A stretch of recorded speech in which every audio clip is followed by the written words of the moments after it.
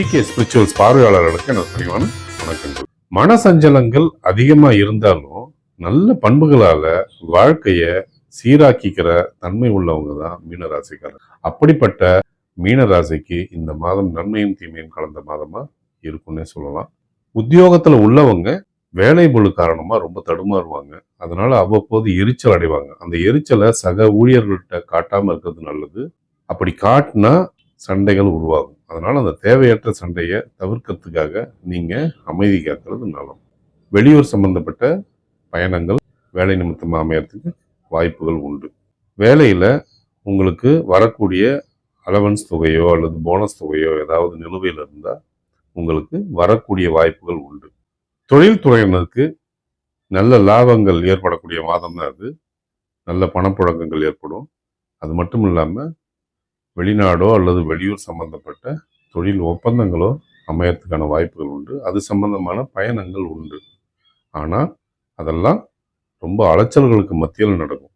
அதனால் நீங்கள் போராடித்தான் அதை பெற வேண்டிய அவசியம் ஏற்படும்.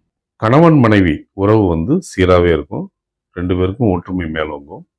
அதே நேரத்தில் பிள்ளைகளுடைய கல்வி, ஆரோக்கியம் 2துலையுமே கவனம் அதிகமாக தேவைப்படும். சளி தொல்லையோ அல்லது ஜுரமோ அவங்களுக்கு ஏற்படலாம். உங்களுக்கு உடல் சோர்வு, எலும்பு வலிகள் ஏற்படுறதுக்கான வாய்ப்புகள் உண்டு. உங்கள் வாழ்க்கை துணைக்கு சிறுநீரக கல்லோ அல்லது மலச்சிக்கலோ இது போன்ற பிரச்சனைகள் அவருக்கு ஏற்படுறதுக்கான வாய்ப்புகள் அதிகமாக இருக்கு.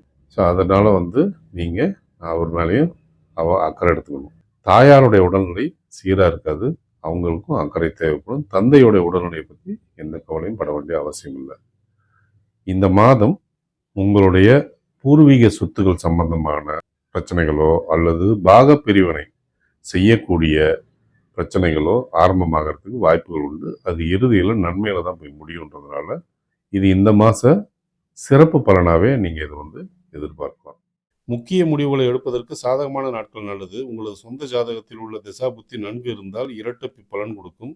இல்லை என்றால் தடை தாமதங்கள் ஏற்படும். பாதகமான நாட்களில் முக்கிய முடிவுகள் எடுப்பது நல்லதல்ல. உங்களது சொந்த திசா புத்தியும் நன்றாக இல்லை என்றால் எந்த முடிவும் எடுப்பதற்கு பலமுறை யோசிக்க வேண்டும். ஒருவேளை உங்களுக்கு யோகமான திசா புத்தி நடந்தால் இந்த பாதகமான நாட்களை பற்றின கவலைக்கு அவசியமே இல்லை.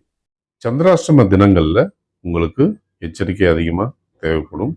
ஏன்னா உங்களுடைய சந்திராஷ்டம இடத்தை நீச செவ்வாய் பார்க்கிறது. அது வக்கரம் பெற்று உச்ச பலனை அதை கொடுத்தாலும் கூட அது சந்திராஷ்டம இடத்தை பார்க்கறது அவ்வளவு சரியானது அல்ல.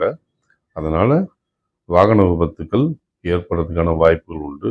அதனால இரவு நேர பயணத்தை நீங்க தவிர்க்கிறது நலம். அது மட்டுமின்றி குடும்ப உறவுகிட்ட நீங்க தேவையற்ற வார்த்தைகளை சந்திராஷ்டம தினங்கள் என்று தவிர்ப்பது நலம். அது குடும்பத்துடைய நிம்மதியை கூட்டும். நீங்க வழிபடக்கூடிய தெய்வம் பிள்ளையாரை வழிபடுறது சிறப்பை கொடுக்கும். ஆஞ்சநேயர் வழிபாடு உங்களுக்கு நன்மையை கொடுக்கும். பைரவர் வழிபாடும் உங்களுக்கு மேன்மையை கொடுக்கும்.